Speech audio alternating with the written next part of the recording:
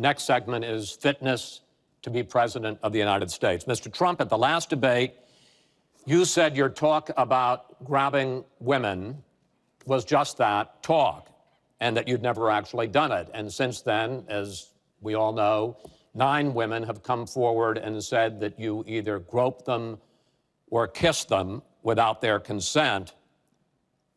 Why would so many different women from so many different circumstances over so many different years, why would they all in this last couple of weeks make up, you deny this, why would they all make up these stories? And since this is a question for both of you, Secretary Clinton, Mr. Trump says what your husband did and that you defended was even worse. Mr. Trump, you go first. Well, first of all, those stories have been largely debunked. Those people, I don't know those people. I have a feeling how they came. I believe it was her campaign that did it. Just like if you look at what came out today on the clips, where I was wondering what happened with my rally in Chicago and other rallies where we had such violence.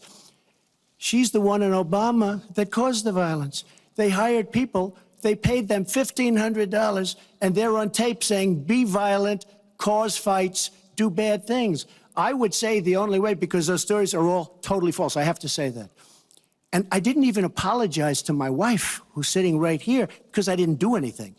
I didn't know any of these women. I didn't see these women. These women, the woman on the plane, the woman, I think they want either fame or her campaign did it. And I think it's her campaign, because what I saw, what they did, which is a criminal act, by the way, where they're telling people to go out and start fistfights and start violence. And I'll tell you what, in particular in Chicago, people were hurt and people could have been killed in that riot.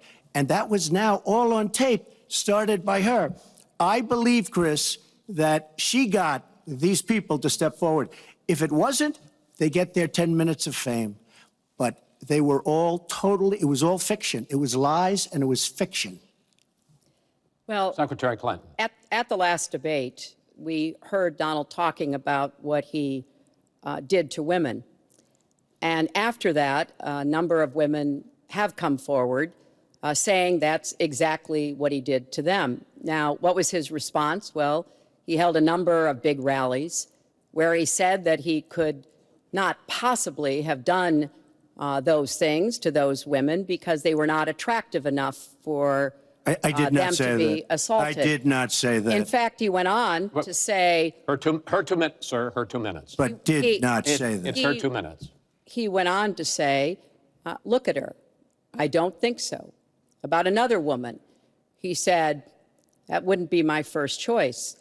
He attacked the woman reporter writing the story, called her disgusting, as he has called a number of women during this campaign. You know, Donald thinks belittling women makes him bigger. He goes after their dignity, their self-worth, and I don't think there is a woman anywhere who doesn't know what that feels like. So we now know what Donald thinks and what he says and how he acts toward women. That's who Donald is. I think it's really up to all of us to demonstrate who we are and who our country is, and to stand up and be very clear about what we expect from our next president, how we want to bring our country together, where we don't want to have the kind of pitting of people one against the other, where instead we celebrate our diversity, we lift people up, and we make our country even greater. America is great because America is good. And it really is up to all of us to make that true now and in the future, and particularly for our children and our grandchildren. Mr. Trump. Nobody has more respect for women than I do. Nobody. Nobody has more respect. Please, everybody. And frankly, those stories have been largely debunked. And I really want to just talk about something slightly different. She mentions this, which is all fiction, all fictionalized, probably or possibly started by her and her very sleazy campaign.